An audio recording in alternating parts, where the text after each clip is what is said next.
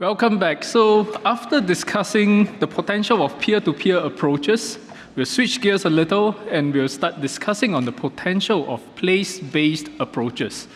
So our second panel for today is titled Place-Based Approaches, Localities for Local Action.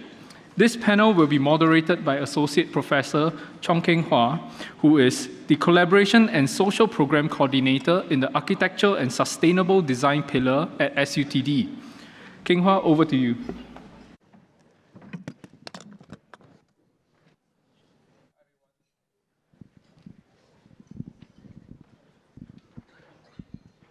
Hello, is it on? Oh, all right. Hi, everyone. Thanks, Samuel. Very nice to be here. Well, without further ado, maybe we'll start with the sharing first. Then we will go through the conversation. We have maybe more time for a bit of self-goyo and all that. Yeah, so we were very well briefed about this. I'm supposed to spend the first 12 minutes just speaking first, then pass around, and then we will get to the question. So I'm Sweet Fan. I'm from Mission Health, and I was asked to share about how community can lead health in the wellness kampong, which is we have 3 wellness kampong in Yishun. So let me just go quickly. Who is Yishun Health first? We are the zone. We are part of NHG. Okay, NHG has got 3 working units, and we are the Yishun Health working unit, right? We serve a population of 330,000. Our brick and mortar facilities are really a hospital, a community hospital, a medical center. And what is different is that we do have currently 24 community nodes.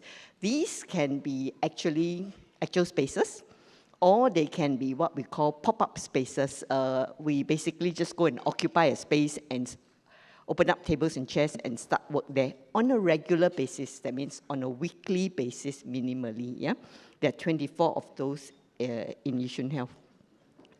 Today I'm just going to share on one of them called Wellness Kampong. So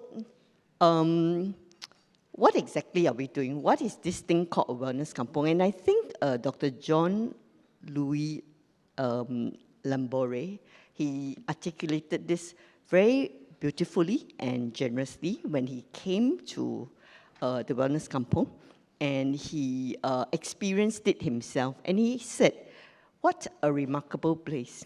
In my career as a public health physician since 1973, this was my second visit to a place where a hospital offers an infrastructure and tells clients or beneficiaries, this is your center.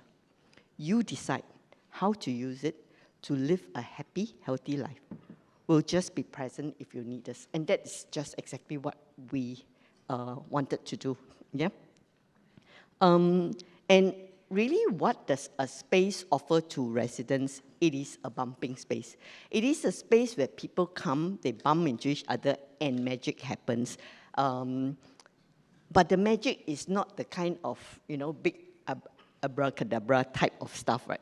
It's just very localized, very ordinary, daily engagement, but it yields on the long-term extraordinary impact. And how did we start this, right? It really started with asking for a space from HDB, very small space, about 150 to 180 square meters. Anything bigger will be beyond the manageability of one center manager. And that is all the staff we have. Somebody who has retired and would like to be a manager of a space. So we have 3 of that in Yishun, and it's just a space in the void deck of our HDB, right? Small, it's very localized. It is at a very relatable level, right, of an individual or a small group. So most people who come to the Wellness Kampong, which you will see the 3 dots there and the red patches around it, they come from within a radius of 500 meters. Okay, so they really serve the neighborhood. And it is about being there every day, yeah, So being open reliably every day and being open to everyone in that community. That means to say, well, we did have a couple come and ask us, can we have our wedding celebration here? It was a nice thought. We thought, oh, okay, we make it to be in that league of a hotel or wedding photography site. But we said no, because they were getting married on Tuesday. And to give them the space means we disallow the rest of community to come, and then it becomes a space for private engagement, which was not the basis for this. But this didn't deter the young couple. They got married, and then they had their first child. And when they wanted to celebrate their 1 month celebration of the baby, they came again. Can we celebrate our 1 month celebration of our child? And it's a Saturday. They understood the constraints under which we operated, and we gave them the space, and they had a wonderful, small, intimate gathering of the family, and they put in an ang pao into the communal fund, which the Wellness Kampong could then use. So it became a space for people. So Justin, celebrating birthdays, yeah, we can do it, yeah, right? Yeah, and it's that consistency of that everyday hello, not the one time in 3 years I go to Marina Barrage on a field trip with you and then I don't see you again, but it's every day I see you, I eat with you, I cook, I do other things, yeah? And that familiarity, just the things that we do is really very ordinary. Community gardening, cooking, the things that every day we would do. Okay, yeah, just a quick video to show you what we do.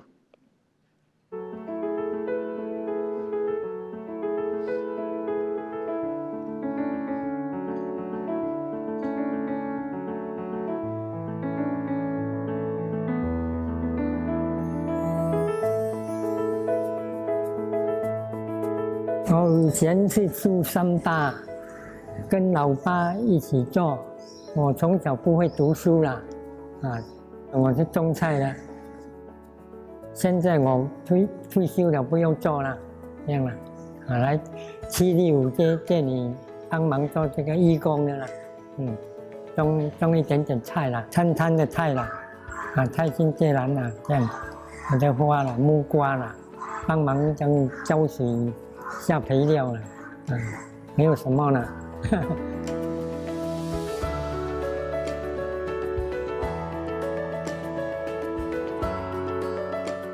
He's a retired farmer. He joined our Kampong Wellness a few months ago.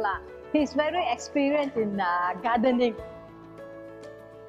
After time for harvest, he will tell me it's time to harvest the vegetable, then ask me to cook for the resident.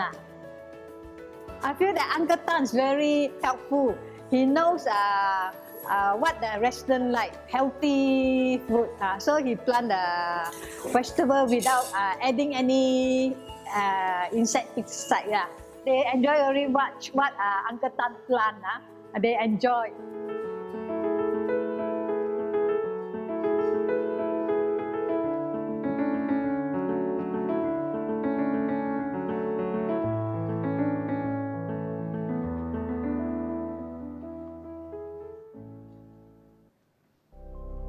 Angeline and I started tri-generational home care, or Tri-Gen for short, in 2014.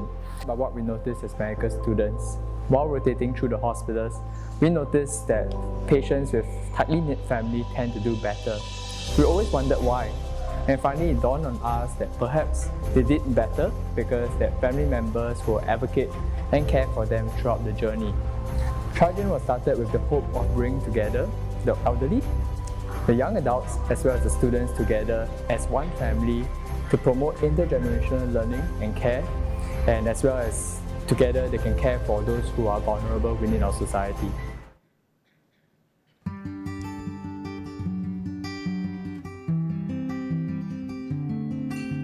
我听说这个养生村有老师来教导这些车摆拉背不过这一张是往生被，往生被就是说以后我们最后一天走的时候，留下来给你的家属看你要送给谁啦。还有这个图呢，是老师带我们去，就是这边附近的庙拍的。我们坐在这里拍，代表以后我们要走的那一天是怎么样的。这样我就选择这样，代表我那天要走的时候，希望能像现在这样很安详安详的走，没有痛苦，所以也不会给家人拖累。这样，我们每个人都有自己的想法，字也不一样，设计都不一样。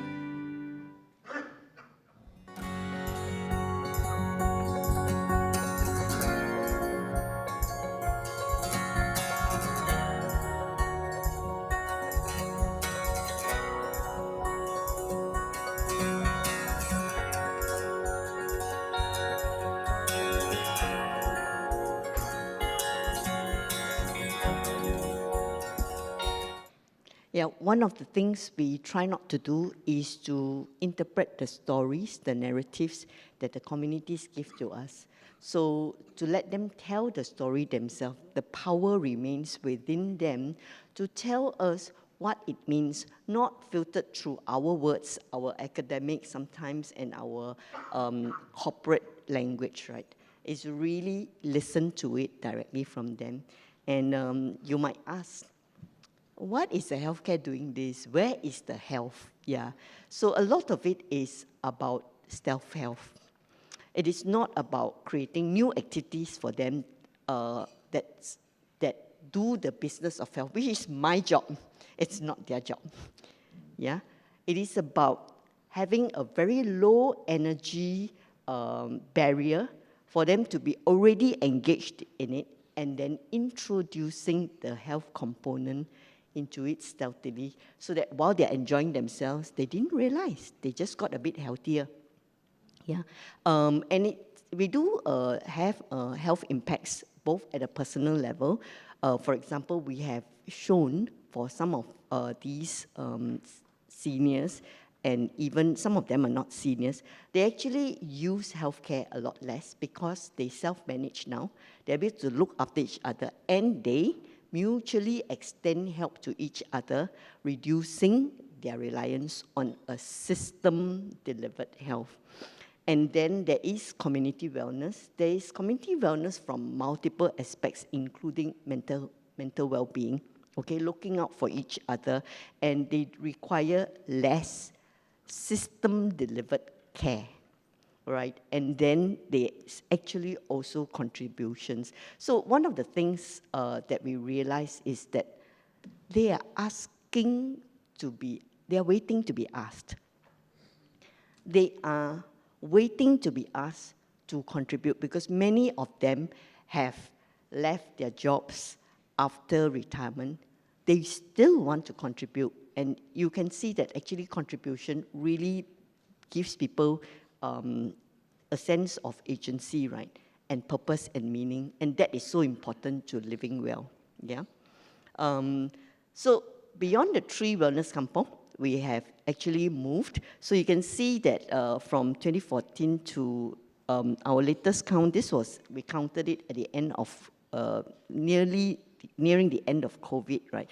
3 wellness kampong, but then we have a lot more nodes. Some of these are not walled spaces. We just go there, open table, nurses sit there, connectors sit there, and then we just have space to chat with the residents. And we go to where they are. We don't wait for them to come to us. So we don't have a help desk that people, if they need anything, come to us and then we do referrals. So we don't do referrals, we do introductions and accompaniments.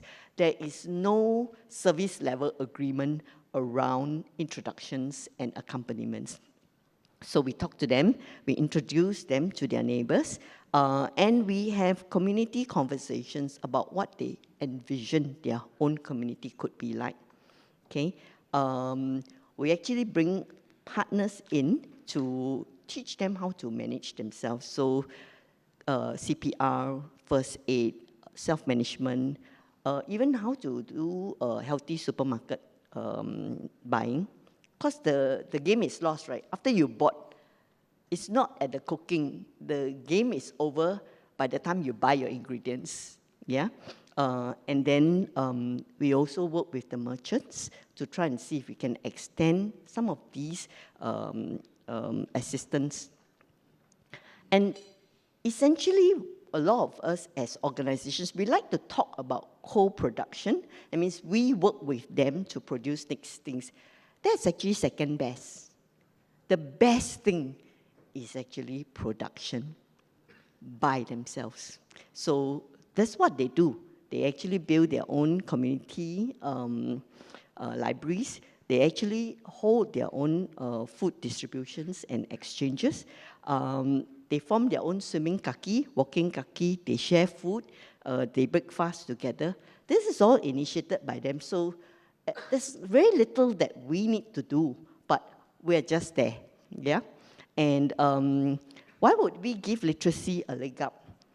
Why don't we just leave it to Dennis or the education sector, right? Well, we always talk about health literacy, but the truth is, even just improving literacy will extend a person's life and give a higher quality to that life. Yeah. So later I talk to Dennis and see if I can have just English lessons. Why? Because English is a language, right? Is there content? There's no content. So I want to increase health literacy. All I need to do is have an English lesson. You want to increase social literacy? Have an English lesson. The vocabulary comes from there, right? So we could do that as well, yeah. And by the way, the children bring their parents, the parents bring their parents. Suddenly we have tri-generational work. And that's when the nurses can actually say, I notice you're walking with a limp. Did you have that looked into? Would you like that? And there were so many opportunities. So you can enter in by any angle, whether it's health, it's education, it's safety, it's security, it's economy. Enter in by any of this. In the end, health also benefits. So that's why Yishun Health is doing this. And so this is how we map our work in the two areas, Yishun and Sembawang, by the size of the networks that are growing. And we are still trying to find how do we document this impact. We don't know if there are people who would like to study this, we'll be happy to. But we have documented what we've tried to do since we started in the last 11 years. And you can get this book online. It's available for anyone. But really what we want to do is to mainstream practical participation with an aspirational target of 30% of residents participating regularly, which means at least 3 times a week in community events. And maybe that will be the start of community empowerment. Thank you. Thank you, Swee Fan. I just want to share that I know Swee Fan for quite some time, maybe 10 years. and I learned so much from Swee Fan. Being an architect, I think we always imagine that whatever we design, people will naturally use it the way it is, but most of the time it doesn't work out that way. And I learned so much about ABCD, asset-based development, that, looking at all the spaces, that's how the designer will have to be, involved much earlier rather than, just looking at the program and then just design functional spaces. So I hope that this is really a good case study for all of us. And coming to education as well. Actually, I want to know a little bit about the demography of our audience. So we know who I was speaking to. Then, sorry, just give me like maybe a moment. Because I'm very curious, am I the only architect in the crowd? Is there any other people from the built environment sector, whether you're architect or planners? All right, I see one. Urban designer, landscape, 2. Okay, we are still minority, yeah? I hope that maybe we can increase those rates in future, that we can really learn from the experts here. And that's the whole objective of why am I here today as well. And I'm also coming from the institution, so can I also have a show of hand? How many of you are students or teachers coming from schools, university? I see you wearing uniform, right?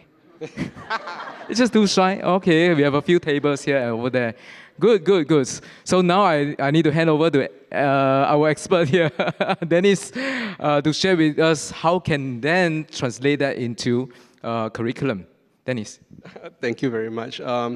Unlike architects who seem to be the minority here, all of us are in one way or another educators, right? Formal or otherwise. That's why, you know, when Justin told me that I'm the token educator who's coming up to speak, I have a huge target on my chest right now suddenly, and I looked at the previous comments. A lot of them are all about schooling and education. I'm going to hold back on some of those kinds of things that people have posted about schooling and education. And I'm going to be talking about two things: research practice partnerships and community-based efforts centered around schools. So the idea behind this is that there is three assumptions that we always make about these kinds of partnership, the ones that Justin talked about as well as and other examples as well. The first one is that there is untapped capacity and value. That if you bring partners together, you bring stakeholders together, somehow there's a strength in numbers, right? That's the second assumption, that when you get people together, the sum is greater than the parts, right? The third assumption, and this is actually a key one, is that people and community want to help one another, right? That the collective drive is more important than the individual drive. So those are the three key assumptions that we always have to think about when we do any kind of partnership work. Okay, and if you look at this, this is an example of a definition of what research practice partnership is. Justin mentioned it, Sam mentioned it earlier on during his speech, that this entire Future Ready Society is really about this idea of a research practice partnership. And if you look at the 5 principles there, it's long-term, it's really focused on improvement, research is the leading activity, it's about the diversity of expertise. So when you have partnership, right, you don't want to have everybody who have the same mind. You want people of different minds. And when you have people of different minds, one of the biggest challenges you always have is you're going to get a rojak, right? And the challenge is to actually try and change from a rojak to something like a sequence of buffet, you know, like an omakase kind of thing, right? And that's going to be a challenge for diversity. And importantly, when it comes to partnerships, is to try and shift relationships, okay? And it is, in terms of schools, when it comes to research practice partnerships, it is about thinking about not just within schools making improvements, but between schools and beyond schools, okay? And RPPs are not limited to schools only. It's limited, other sectors have talked about it as well, including health and social work as well. So that's something that you should think about. Now, there are 2 examples here, one from Scotland and one from Singapore. The School Improvement Partnership Program is one that's conducted by the University of Glasgow with about 50-odd schools thereabouts, and increasing when they were doing it. And I think there are a number of common characteristics between the 2 of them. Firstly, it is about partnerships with diverse partners, as I mentioned before. Secondly, it tends to be organic. In other words, it's almost like serendipity. You get people together, but it becomes long-term. In other words, you get people together and it's like marriage, it either works out or it doesn't, right? So when it does work out, it becomes very long-term. The third thing is about ownership. I think you've heard this before previously as well. There's a need for ownership in the community. And then the other thing is that it's also participatory, all right? It leads towards, in other words, you have to have people who take ownership, they must be able to participate, and then after that you build that kind of trust and relationship. It is, in these 2 particular cases, strongly equity-driven and strongly research-driven. That's why it's called research practice partnerships, okay? So in the example, for example, in Singapore of the knowledge building community, this is one that our research center has a colleague of ours that's been doing this for a while, and she has been doing this in schools organically. She's almost like the traveling salesman. She goes from one school to the next kind of thing. But importantly, every school that she goes to generates champions that helps her to spread the word around, okay? And by doing that, she's actually generating those kinds of networks and moving her ideas and her plans for a knowledge-building community, which is really about ideas development with students across. And one thing about the knowledge-building community is that it's peer-to-peer learning. In other words, students are helping students with teachers purely as facilitators, okay? The other example I want to give now is this idea of university family school community partnerships. Now, here is where I want to kind of introduce one of three concepts, and that's the difference between space and place. I just came, about 10 days ago, I came back from Korea. I found out that my wife is C+, and I told her I cannot afford to get infected, although I've been wanting to get infected for a while, so that I don't catch it if I go overseas. And I told her I'm going to quarantine myself. I'm going to keep myself in a hotel so that I can spend the next few days, because there's a very tight deadline coming up. In 3 days' time, I have a research grant that I have to put together. And so I'm very, very stressed out, and I don't want to catch something from her. So I said, I'll stay in a hotel, right? So most of you have experiences staying in a hotel. A hotel is a space. It's a transient space. You go there, it's purely functional.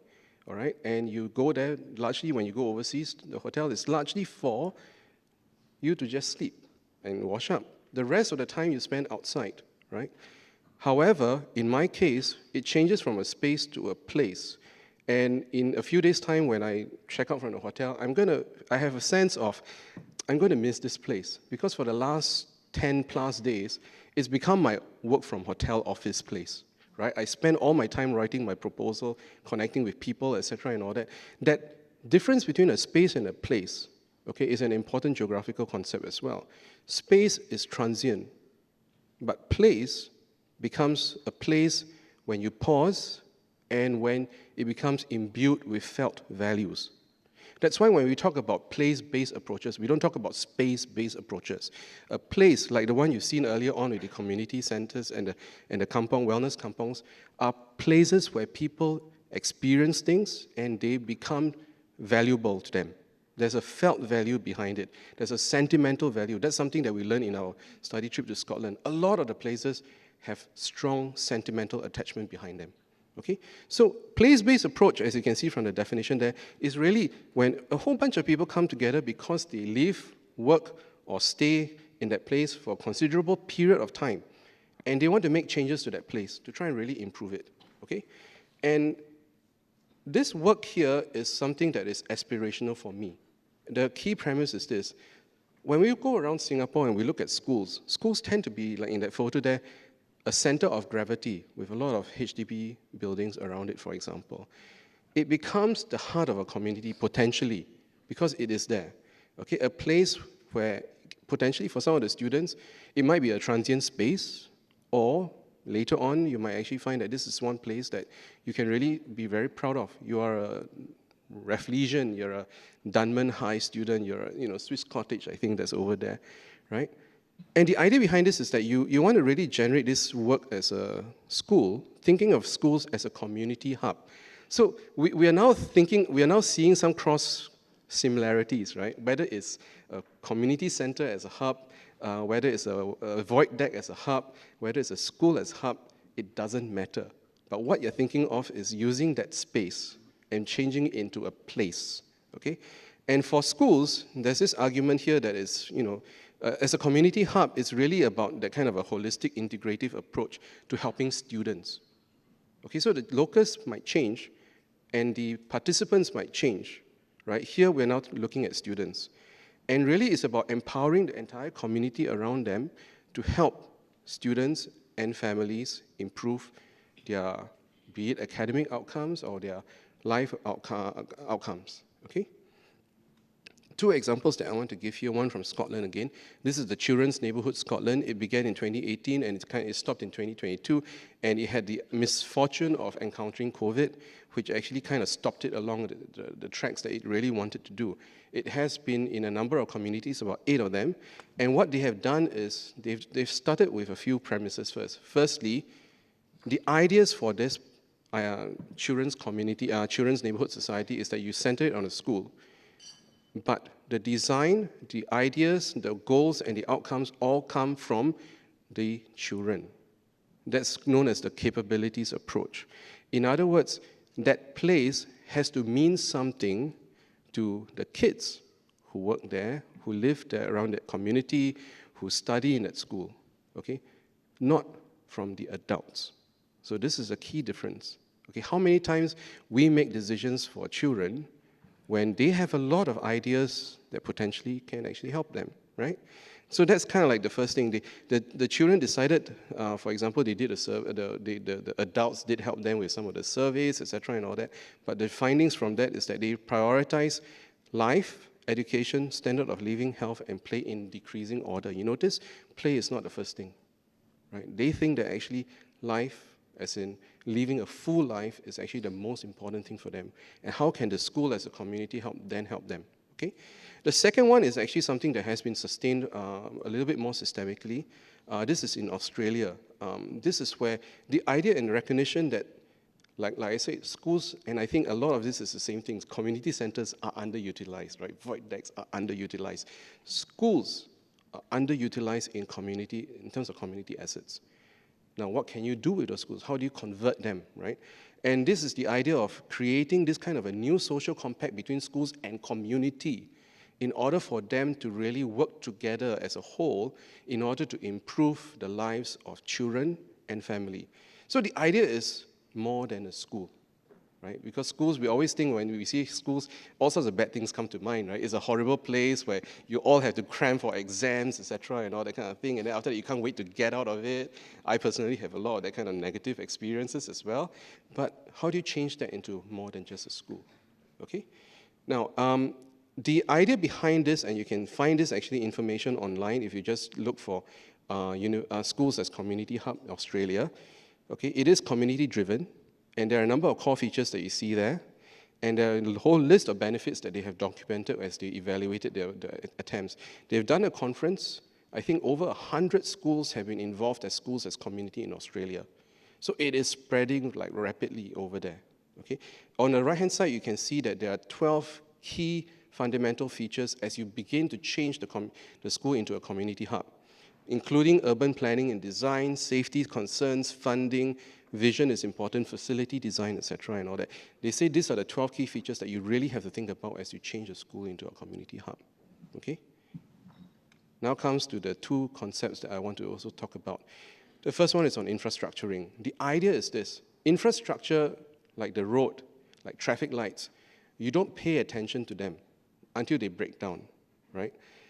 If you're going to try and change practice, if you're going to try and make improvements to the system, you can't just think about the people and the mechanisms and all that. You have to think about the infrastructure that actually embeds those practices in. And how then do you change that? The process is called infrastructuring. Okay, it's a process of changing the very infrastructure.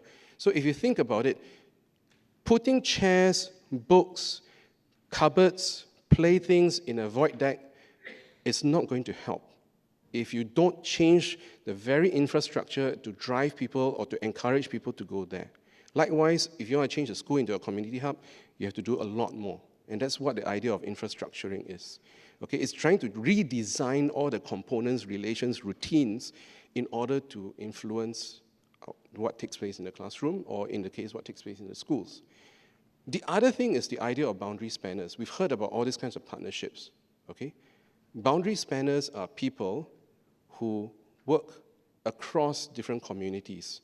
They have feet in one or more communities. When we talk about this kind of partnership, we really have to think hard about who are the people who can really drive the kinds of partnership. Justin here is one of them who knows a lot of you, I suspect, and he's a boundary spanner, right? Because he has all those kinds of characteristics. He's obviously a skilled communicator. He can translate. He's definitely an excellent networker, etc., and he's probably contextually astute and risk taker, that kind of thing. You have to think about, when you think of partnerships, what kinds of boundary spanners can you create? What kind of boundary spanners do you have in your organizations that can work with other partners? So those are the two things that I want to talk about. We have this is my goyo selling. We have a conference coming up with two big keynoters coming in from who's going to be talking about research practice partnerships. If you are familiar with the research literature, Bill Pennell is one of the key founders of this whole idea of RPPs. And Adam Lefstein, I don't know whether he can come or not because he's in that country where there's a lot of problems right now. He might be able to, he has done a lot of large-scale RPPs as well. With that, thank you very much. Thank you, Dennis. Well, after spending about 8 months, close to 8 months in Finland just last year, I just came back like 3 months ago. It really struck me in terms of the education system. I have 2 kids. One is doing A-level, the other one is going to do O-level.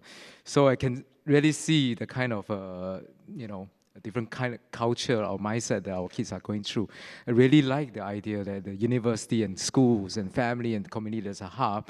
In fact, I'm actually, after coming back, I'm toying with the idea of working out something with after 10 years in SUTD, this is the first time I meet a principal of secondary school outside our university. And we started to talk, and there's a lot of things that we can do together. So I really want to consult you maybe after this. Let this not just be a casual chat, but really be something meaningful that has come out from this.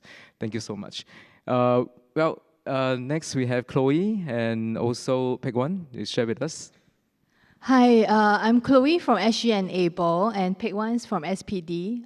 So a bit of Goyo about SG Enable. We are the focal agency and first stop for persons with disabilities and caregivers that's looking for support for disability services.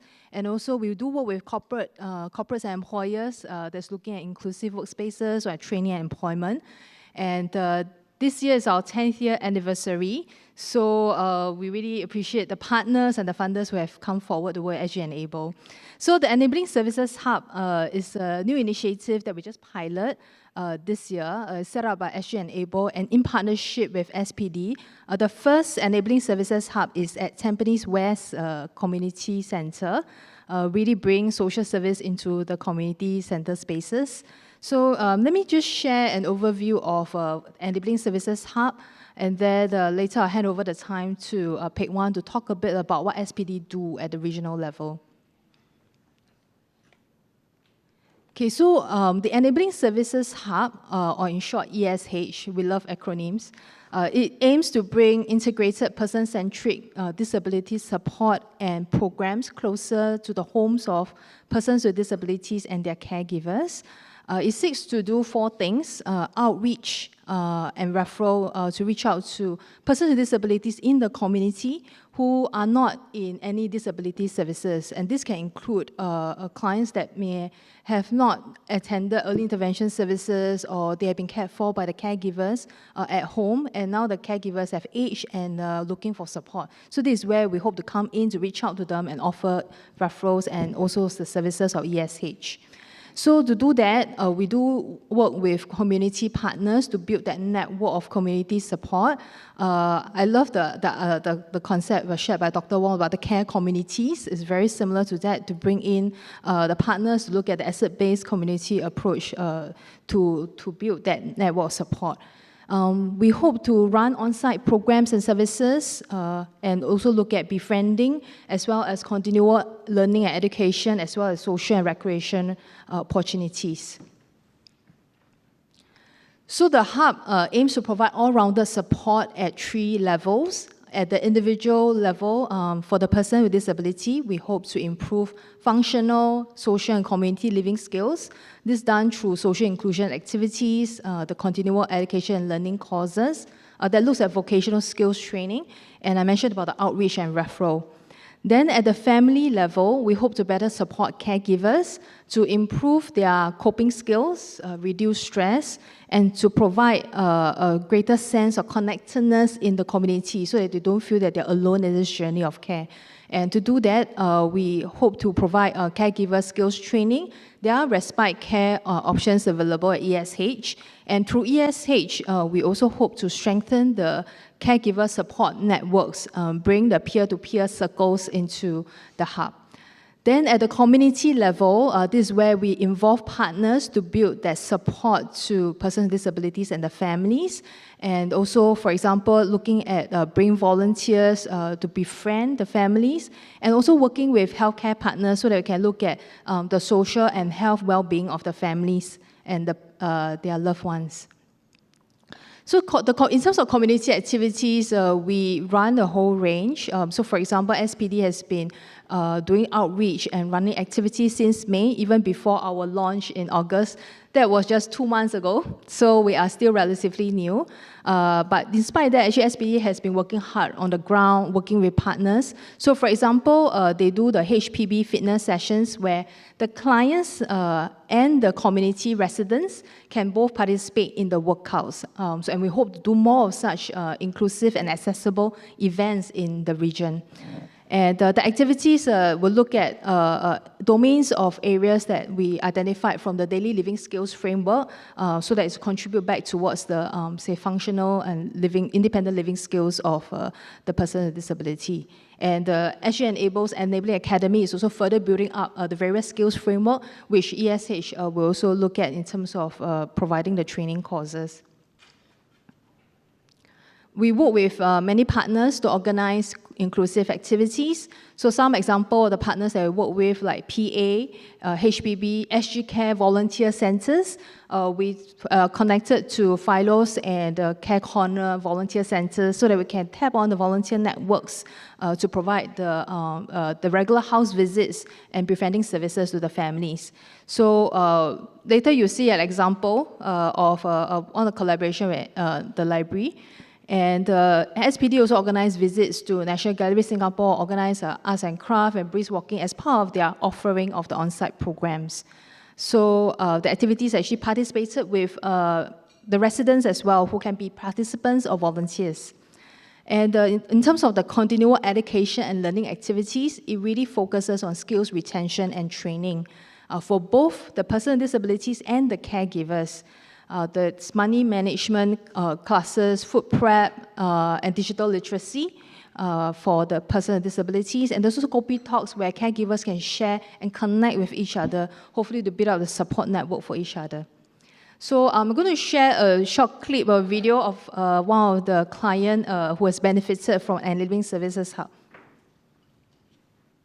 This was once a rare outing for Sean Lin. He's got Down syndrome and has spent the last 8 years staying at home watching television. After he graduated and after he finished a workshop, we got no other avenue where we can put him to. Then, SPD came knocking. The day you play the basketball, remember? How you like it or not? Yeah, The social service agency introduced Sean and his family to the Enabling Services Hub. Now, he's volunteering at a nearby library 3 days a week and learning arts and crafts. He used to sleep late, wake up late, but it's the other way around now. Yeah, because once they got activities, he's all keen up, all very keen, you know, go to bed early and wake up early kind of thing. It's also helped him build social connections with others. Our friend, trainer, quiz. All those are friends, right? Yeah, our friends. Trainer and friends, yeah. And while Sean's occupied, his parents get a breather. Yeah, basically my wife has some time by herself, you know, peaceful, peaceful time to herself kind of thing, you know. For me, I'll be out in the field, you know, working kind of thing, you know. The family hopes these activity sessions could be longer, so Chong can spend more time meaningfully engaged. They're also hoping he picks up more life skills, like cooking. Okay, so this is Sean's story. So behind Sean's story, there are a lot of engagements and partnerships that we have to do, so Sean's story happens. So although the ESH is launched in August this year, we have been engaging the community and making our presence felt since late last year. So we have been going through all, as you can see, like 47 organizations, like such as all the grassroots, the advisors in Tampines and Bedok, the police, the firefighters, the SSOs, of course, health outfit as well, and the schools, and of course the NLB, the Tampines Regional Library that Sean volunteers at. So this is where we try to make our presence felt in the sense, to the extent that we are known as the go-to hub for all matters disability, for all inquiries, for all referrals that relate to disability as well as their caregivers. Of course, we also do outreach events, as you can see, drawing more than 3,000 people. Then on the front of volunteer engagement, as we meet the people, as we meet PA, we meet CCs, we meet schools, we actively start to recruit volunteers and bring them into our activities, regular as well as our ad hoc events. And you have also heard just now from the video that SPD came knocking. So this is where SPD does all the door-to-door knocking, over 2,100 households. And since March, and we have been doing this to identify where our people with disabilities are.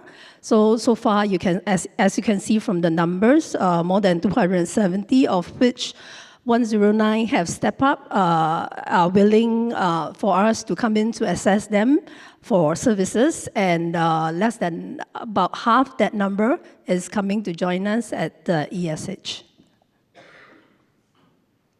This is a sample calendar activity that we have for October. It is on our website, on Tampines West, CC Digital, social media. It is at Heartbeat at Bedok, and so forth. So they have helped us to publicize this, and we have, as you can see from the calendar, inclusive activities that just now Chloe spoke about, that we organize with the CC, like HPB Run Fitness, you have Bokwa Fitness, then you have low impact aerobics and so forth. Yes, Justin, we can have fun, and we can and we can do. They are not sad. So they are the people are coming in to have fun together with us.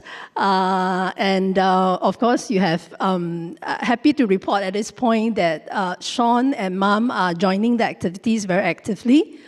Mom is with our caregiver support group, definitely, and both of them sometimes join activities together. I mentioned that they wanted to do cooking, so yes, they are joining Cooking Mama, and they are with seated volleyball. In fact, Sean has grown quite a bit. He is like the lead in terms of warm-up for the group together with my staff. So very happy to report that. Yeah, so this is something that we do on an ongoing basis. Okay, so this last slide is just to show that in terms of caregiver respite, we are doing this on a daily basis with evening slot, in terms of 3-hour blocks, and with evening slot on Wednesday. So just a brief one. Yep. So this is all we have. Right, thank you. Maybe we should give all of them a round of applause. Thanks, Chloe and Big One. I teach this class called Social Architecture class in school, and the favorite activities for students is actually to visit some of these places. I've been bringing them to visit Enabling Village, been visiting Wellness Kampong many times actually. So much that I can memorize all the scripts of the guides. And but it's very eye-opening, so definitely I will bring them to visit the Tampines EHS, the latest one. But one thing, and as from the architecture profession, we always see that it's a lot of time there's what we design is not really how it is being used, and we can see how things are being adapted, and people are stepping up and being empowered. So, in fact, the first thing that I asked Samuel when I was asked to come and moderate this is, why me? Because I never run any program before. I probably don't know what's the struggle that you're going through and all that. But coming from the other side, the other angle or perspective of designing for these spaces, they will always imagine that things will go on like this.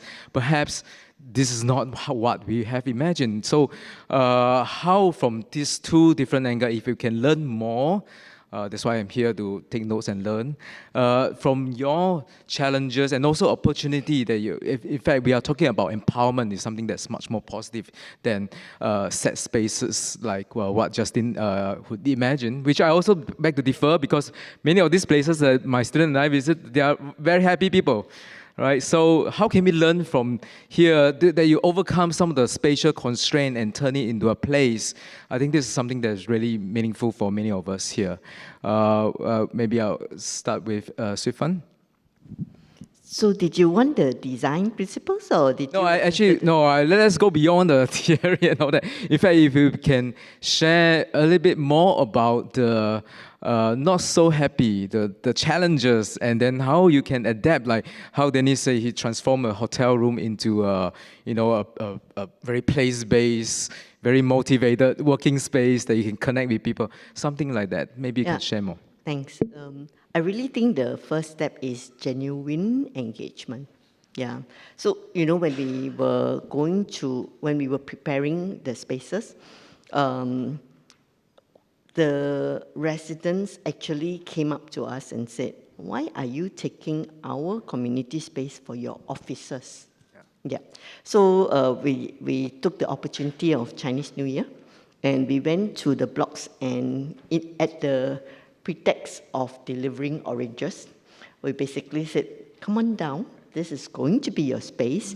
Tell me what you think of it after you come and engage. And really, when they came down, they saw the space was open for them, no membership. It is not a club. No fee to join. Yeah. There was a contrasting partner who had a membership to form a club. Very cheap, $10 a year, okay? So they had 30 members, so $300 a year. At the Wellness Kampong, on a yearly basis, without soliciting, we get 3,000 per Wellness Kampong per year. So it is just people putting in things, and it's the daily little things. So for example, people use the toilet, put in 10 cents. I think this is Singapore behavior. We use toilet, we put 10 cents in, right? So over the year, how many people use the toilet? It's what they just need, right? You leverage on their habit. So it's a low energy barrier activity. Yeah, and we just leverage those things that's so intrinsic to us that we just do as a community behavior. Yeah, so really that genuine engagement, and the genuine engagement must be followed by actual behavior on the ground. For example, at that space, we do not have this no admittance only for authorized personnel. There is no label there. Any space, even if it is an office, where the community nurse will sit in and hold a very private and confidential conversation, right? That's when we close the door. The notes kept in locked cabinets, but beyond that, the space, anyone can come in to use. And that is where the inclusivity will come in, right? It is their space. We are guests. We are coming in to facilitate. So we shouldn't take over the space.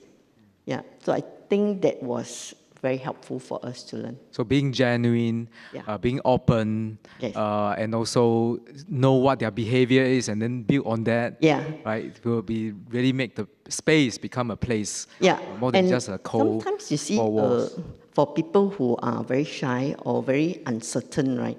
Don't have a door with a doorbell. Yeah, because they're never going to press the doorbell. So you have a space where the inside and the outside, there is no distinction. They will just wander in, oh, I can sit down and have a cup of coffee and nobody will ask me, what am I doing here? And then they have the cup of coffee and it's like, oh, this is normal. Okay, and so free coffee is another one. Yeah, really free movement inside. Oh, food is a good draw. Food is a good draw. Actually, all of us, we will just observe natural behavior. So people who are wandering, right, they will watch. Every day when the door opens, the first 8 people are always the same people in just different order. Okay, it is. And how do we know that? It's because we ask them to register their names, and we compare every day. Is the first 8 names. They are never different. Chop seat, right? Another behavior of Singaporeans.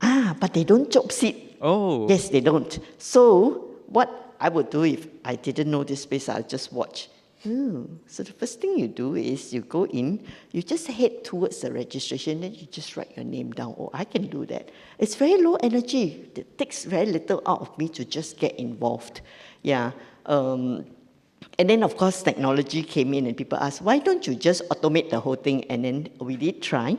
It's easier, it's faster, it's a lot less work, but we didn't do it. Why? Because they were actually learning to write their names in English. Yeah, and they were using that as practice, so it was a good thing to happen. So sometimes we overthink, and we may just want to watch and see what people do and leverage whatever is natural to them. Great. I think there's a lot of learning point here. Just one question. Denise, what do you think? I'm just going to respond quickly to this one. I think as Singaporeans, we tend to be very fixated with order, in the sense that there's a space there, it's designed for this particular purpose. You cannot deviate from that particular purpose. And when people start to use it for a different reason or a different purpose, right, you kind of like cannot take it, I mean, if this place, for example, becomes a futsal, I think the hotel's going to freak out, But I think we have to let go a bit. Spaces sometimes can be colonized and used for different reasons. And I think we need to let that happen sometimes organically.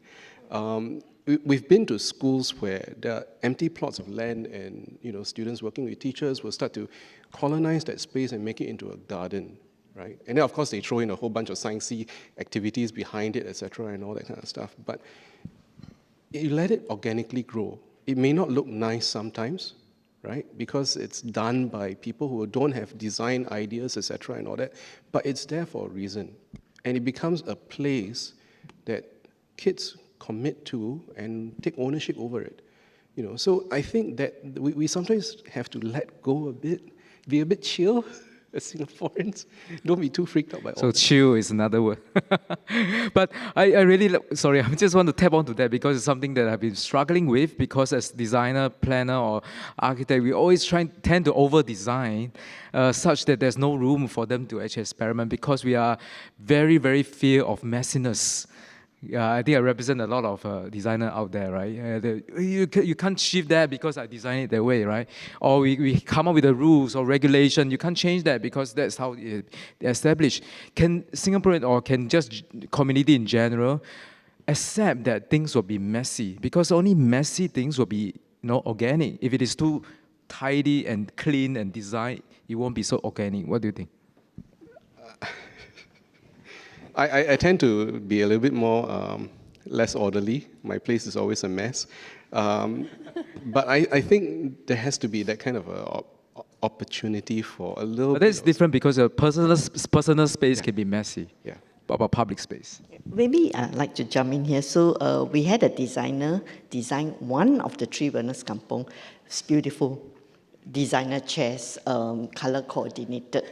Yeah, and when the community came in, they said, the chair is pretty, okay, it's not useful, because when they sat in, they couldn't get up, okay, and then it fulfilled all the criteria of a geriatrician, okay, it had arms, it was heavy, so, if you lean on it, you would not topple, and then they didn't use it, and we asked, why? Cannot move, so difficult. Then we asked, what sort of chair do you want? They want the classic plastic red chair. The red chair at the coffee shop. Yes. Now got many colors. Yeah. And then we asked, why do you like that? Well, first of all, we can organize it ourselves. We will just stack it up when we don't need it, push it to the side. Any senior can do that. It's lightweight enough. And then when we want to put out the chairs, we could put them out in the configuration that the activity requires.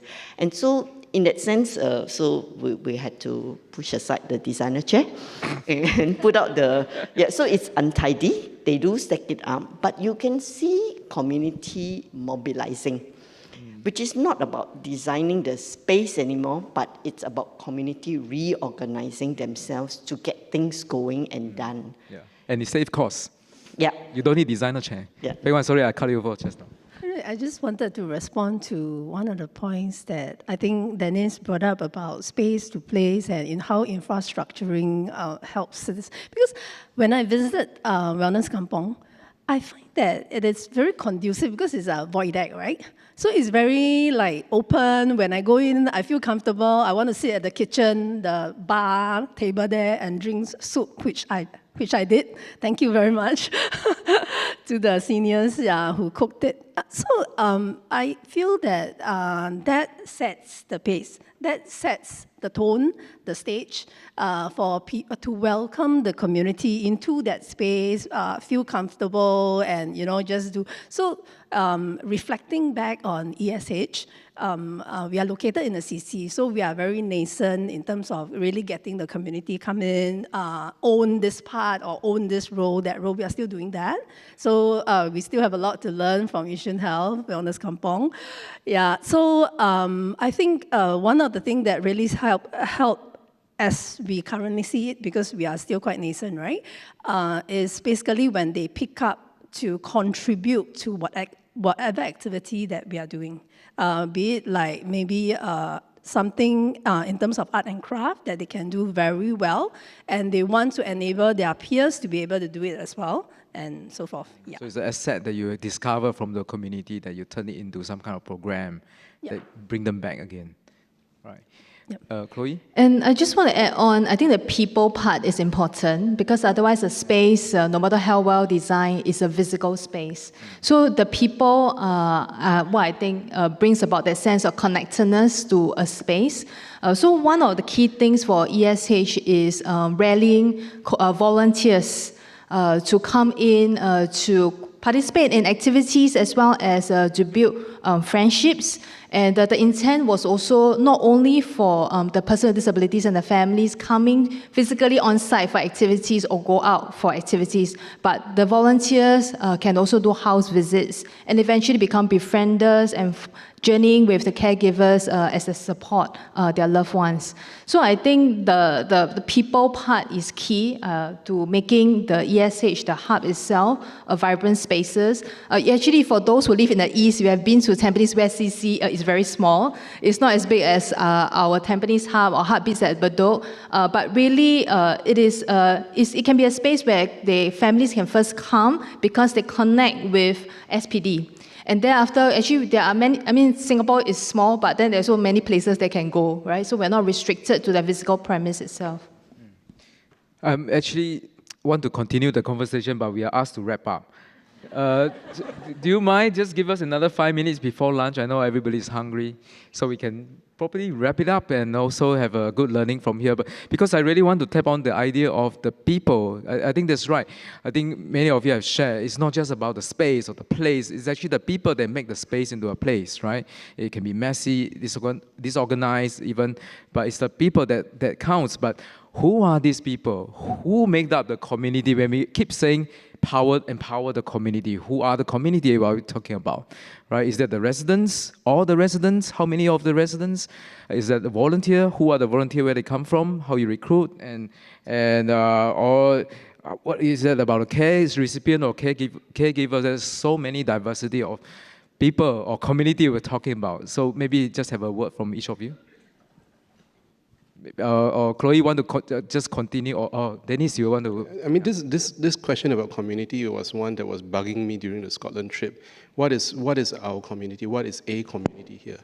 You know, in Scotland, in other countries, community is defined by geographical boundaries.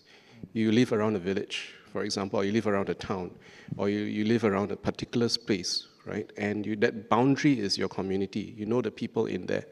Now, if I think of, say, for example, River Valley High School, River Valley is no longer at River Valley, it's somewhere on the west side in Jurong, right? That the name is no longer even associated with the community that could be in River Valley. We need to, I think hard about what is a community for us first. You know, is it a geographical idea?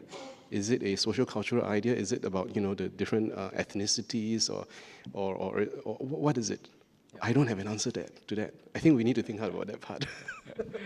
Actually, I also think we have to take a person-centric approach, right? So we can say, oh, we can do X, Y, Z, we can run ABC activities, but really what do the persons we serve, what do they need? What do they aspire for? So if, let's say, I have a booth, to say there's volunteers to befriend you, maybe I'll get nobody sign up. But if I have a sports event, say at the sports hub, then maybe I get various participation from persons with disabilities, caregivers, friends, community, relatives coming in, and that's what built that natural community networks. And it has to be something that also meets the needs, and not just what we think, oh, it's good to have, but maybe doesn't meet what they actually require from us. So it can go beyond locality, right? Yeah. So it is about harvesting assets, right, and strengths that people have. So we have a volunteer, she's just a financial advisor. So she's a befriender for this family with our blind client for, I think, coming to 4 to 5 months. So she's actually doing deputyship and LPA. Yeah, LPA with this family is really to help the mom, basically, who worries all about when she's gone, what's going to happen, which is a very common caregiver concern. Yeah, so she's there to do the LPA with, so that is like matching her strength, what she has, and really she already has the skills to be able to help to contribute to the family. And, you know, like Sean's case is like, oh, he likes to volunteer, you know, doing sorting of books and so forth. And how do we match that with something in the vicinity, which is a Tampines library? So I think that part of it is also important. So when you say who is the community, is actually all of the above that you mentioned just now, is how do we harvest, how do we harness that strength to bring it out on the table. So, Stefan, you want to add? Yeah, so really all of us are members of many different communities at the same time, right? Where we live, where we work is a different community. There's the IT, the virtual community, and the real community, right? But in our setting here, we are talking about place-based communities, then we are talking about a locality, because really local action is about the people there. And when you start looking at a community from that perspective, it cuts across a lot of things. Age, abilities, it cuts across race, it cuts across so much, then you are actually looking at a real diverse community, right? So every individual is different. The associational life that they have, the small groups that they form is also different. And they form multiple associational groups. So there's a lot of richness there. And if we don't look into that richness, we are missing a lot. And when we over-service, right, we are all service providers here, right? We over-service, we basically take away the agency of that community to be their own richness. Yeah.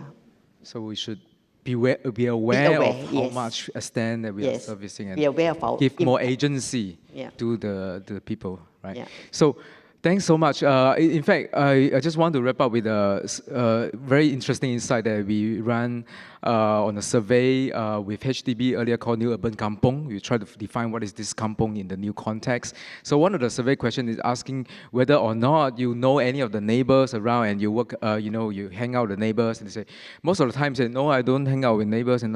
But then we say, what about the person that across the block, and then you always hang out, you always have coffee? Oh, that's not neighbor, that's friend.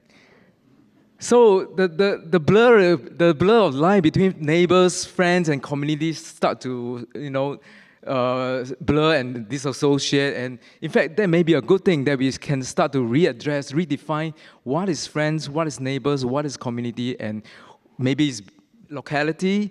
Those outside locality can also turn into asset that they can be part of this locality as well. I think there's so much more research that we can do on this. So with that, I'd like to thank all the speakers here today with us. Thank you so much.